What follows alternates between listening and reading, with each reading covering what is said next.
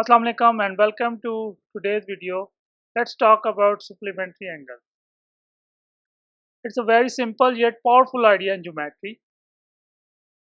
Definition: two angles are called supplementary if the sum of their measure is exactly 180 degree. In other words, when you put them together, they form a straight line.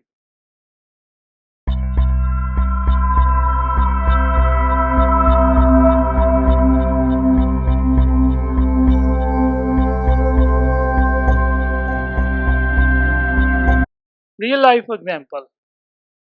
Think of the hands of a clock. When one hand points at 12 and the other at 6, the two hands form a straight line that is 180 degree. This is a perfect example of supplementary angles in real life.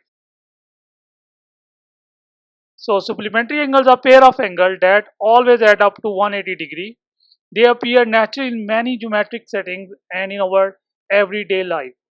Engaging question. Can three angles ever be supplementary? Let me know your thoughts in the comments. Thanks for watching.